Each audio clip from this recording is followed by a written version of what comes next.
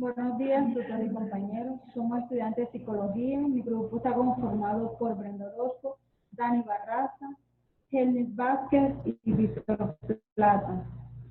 A continuación le vamos a dar respuesta a las preguntas que se estuvieron desarrollando durante la participación del foro. ¿Sí? ¿Qué son las emociones y su función para el ser humano? Bueno, esto quiere decir básicamente que la psicología cognitiva pretende resumir ante estudiantes y estados actuales en el cual el objetivo es estimular o mejorar las distintas funciones cognitivas, psicosociales y emocionales. ¿Qué diferencia encuentra entre la emoción y los sentimientos? Se puede decir que la emoción es una manifestación inicial frente a un estímulo, es como la impresión o sorpresa que siente una persona cuando va a recibir un regalo o está a punto de recibir una sorpresa. Por otro lado, el sentimiento es esa manifestación posterior, estable o duradera. Es un sentimiento de alegría que se siente cuando la persona ya obtuvo su regalo. ¿Qué factores biopsicosociales inciden en la salud en forma positiva y negativa? Bueno, los factores que inciden en forma negativa y positiva son factores como la depresión, la ansiedad, el estrés. ¿Sí? Estos pueden afectar la salud. Hay que tener en cuenta que esto se altera durante el desarrollo de la persona. ¿Sí? Se van reflejando comportamientos agresivos y de impotencia ante la ejecución de tareas. ¿Sí? Asimismo, también pueden afectar considerablemente en la forma de actuar y de pensar. Identifica las bases fisiológicas y estructuras cerebrales relacionadas con la experiencia emocional del ser humano. El funcionamiento interrelacionado de estados estructurales cerebrales, el cual son resultados del proceso evolutivo, lo que son la amígdala y el neocortés. El proceso de la amígdala hizo viable la conservación del hombre en tiempos remotos.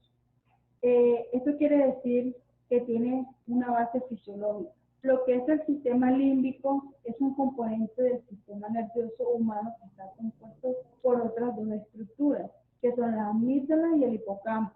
Estas son las encargadas del aprendizaje y del reencuentro dentro del cerebro. Asimismo, estas estructuras de aprendizaje son capaces de modificar una respuesta impulsiva o inadaptada. Puede continuar el compañero. Bien, muchas gracias. Buenos días. Mi nombre es Helmis Alonso Vázquez Cuevas. Seguimos con la inteligencia emocional. La inteligencia emocional es una herramienta que toda persona puede acudir para manejar sus propias emociones y aceptar las emociones de los demás. ¿Sí? La síntesis de la inteligencia emocional se manifiesta como un comportamiento racional. En el manejo factible de las emociones favorece la construcción de la subjetividad, favorece la reafirmación del sí mismo, facilita la búsqueda de nuevas metas y la comprensión de las emociones ajenas, a pesar de las diferencias que tenemos con las propias. Garantiza que la persona o el adulto mayor tenga una mejor calidad de vida. Para esto, la inteligencia emocional nos facilita 7 dimensiones, que en síntesis lo que hace es regular la capacidad emocional que tenemos todas las personas, así como para interactuar personalmente como para interactuar con los demás. Esas emociones se pueden, las enunciamos como la consecuencia emocional, la autorregulación, la automotivación, la empatía, el manejo de las relaciones. Estas dimensiones lo que hacen es permitir que el ser humano tenga una autorregulación personal y asimismo para el comportamiento social. Seguimos con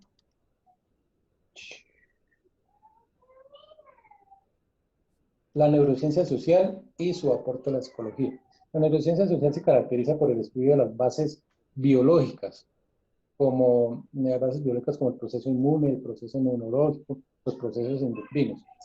¿Cuál es la diferencia? Que es que las bases biológicas actúan en el cuerpo, pero lo que quiere la neurociencia es prácticamente estudiar qué es lo que se activa en cada uno de los procesos biológicos del ser humano. ¿Sí? un ejemplo, qué reacción tiene el cerebro bajo un proceso de tristeza o de alegría o de juego o de estudio. Cómo funciona la parte interna y la parte externa del cuerpo. Entonces la neurociencia prácticamente quiere verificar cómo funciona el cerebro en cada una de estas situaciones. Vamos con cognición social y el concepto, y este concepto que ayuda a comprender el comportamiento.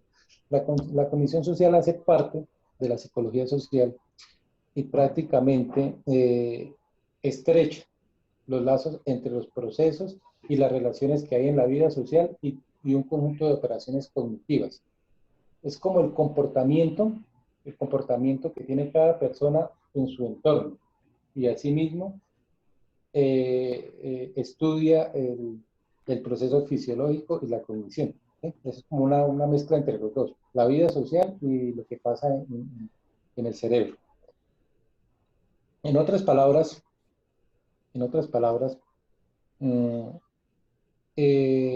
como para tomar un ejemplo, vemos como en un grupo de personas, una persona desenmascara la mentira de otra. Entonces es como analizar todo ese componente que pasa, tanto interno como externo. Entonces viene nervios, delirios, se activa el proceso límbico, huida y escape, ¿sí? Es como estudiar esa partecita y las repercusiones que tiene.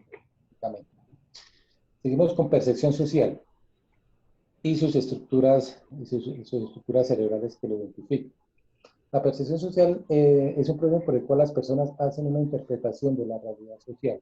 Es decir, cómo percibimos a las demás personas y de qué manera interpretamos su comportamiento. ¿Sí? En este proceso de cognición social se activan partes importantes del cerebro, como la corteza ventral y algunas estructuras paralímbicas, como son la amígdala, la ínsula y el polo temporal, además de otras áreas del sistema nervioso, los ganglios basales, el tallo cerebral y demás.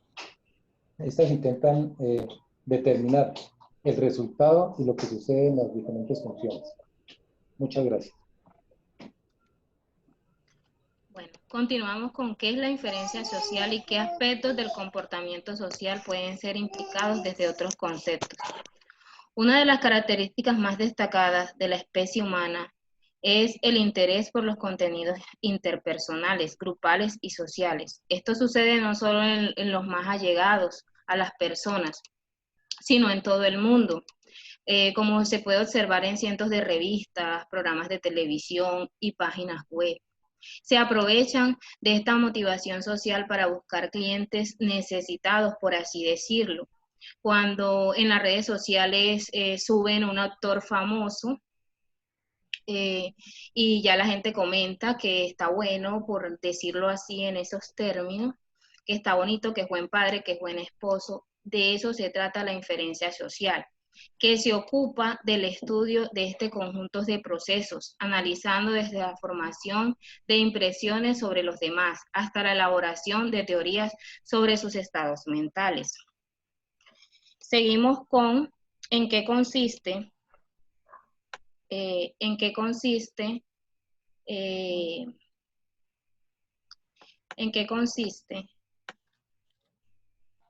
la teoría de la mente. Identifique las estructuras cerebrales que estarían implicadas. La teoría de la mente estudia los procesos de razonamiento sobre los estados mentales de los otros. Según esta teoría, los estados psicológicos atribuidos a otras personas se conciben como propuestas teóricas, empleadas para explicar y predecir el comportamiento de los demás.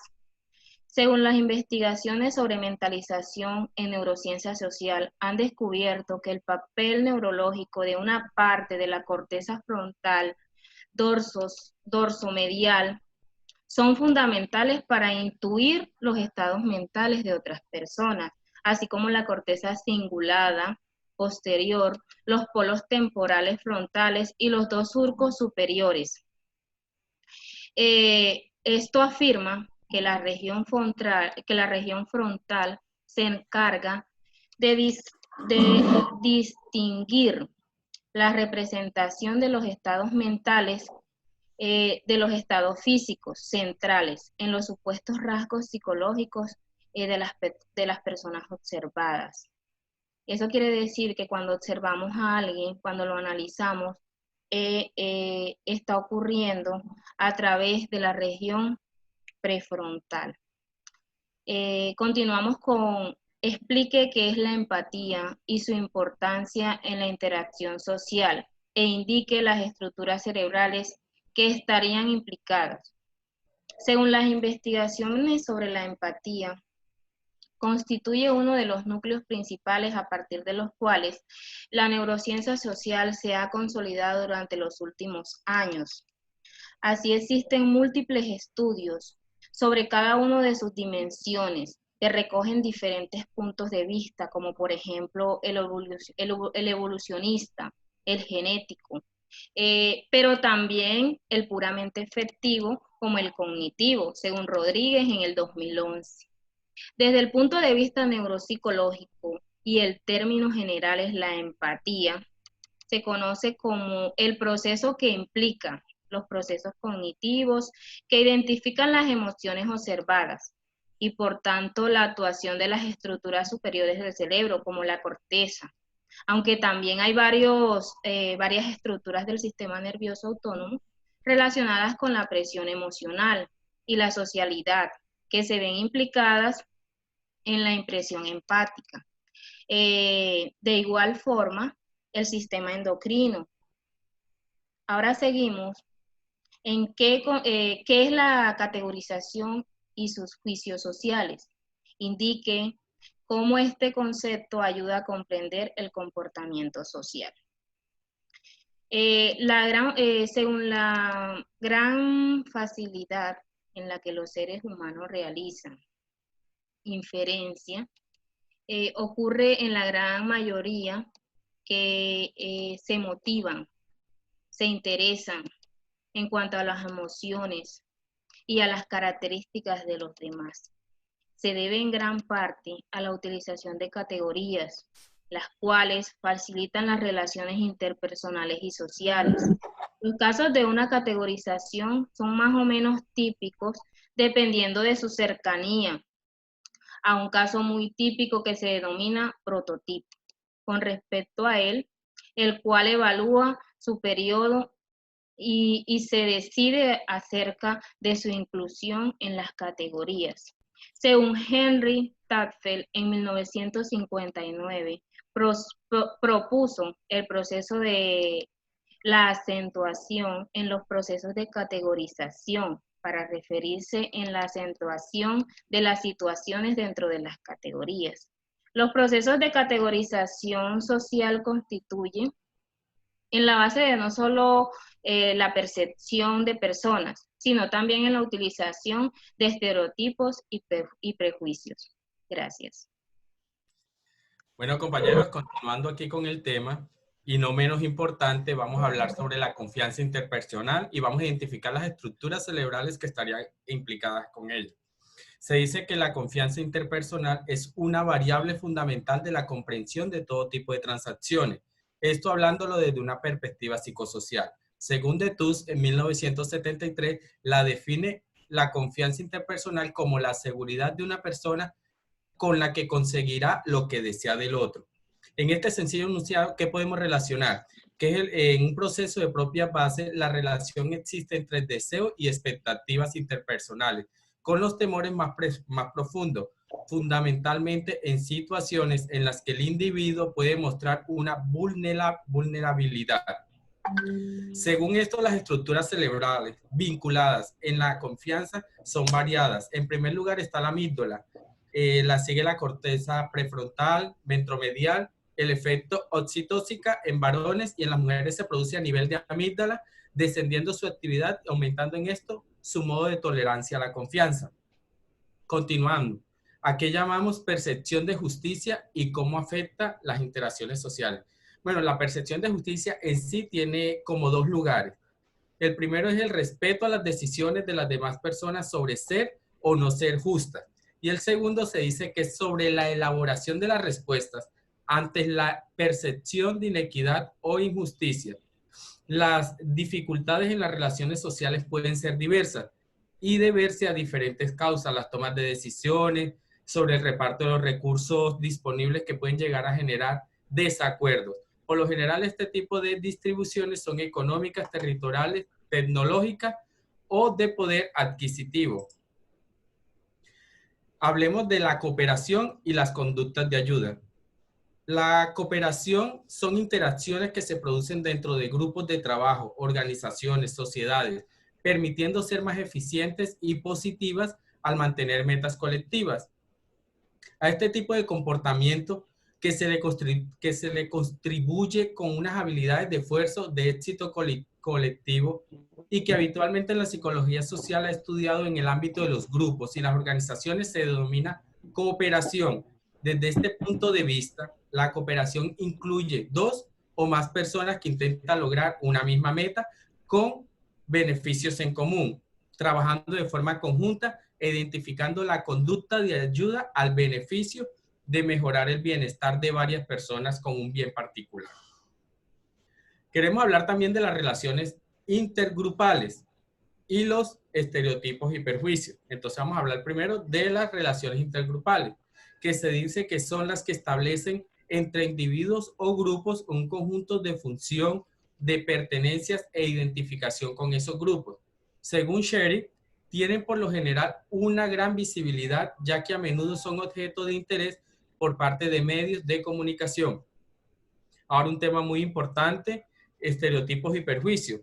Por lo general, este tipo de significado se confunden con acidad, o sea, muy comúnmente. Sin embargo, desde la psicología social nos enseña que son 2 dimensiones con claras diferencias.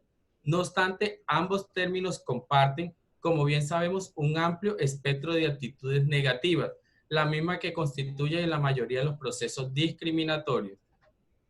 Los comportamientos intergrupales ponen en manifiesto la sociabilidad humana en su forma más extremas, desde el altruismo heroico a la competencia de deshumanización, mostrando el efecto de los procesos intergrupales sobre el comportamiento individual. Listo, esto es todo por hoy. Gracias por estar con nosotros en el grupo, en este video, y no sé si los demás compañeros quieran aportar algo para cerrar ya el grupo.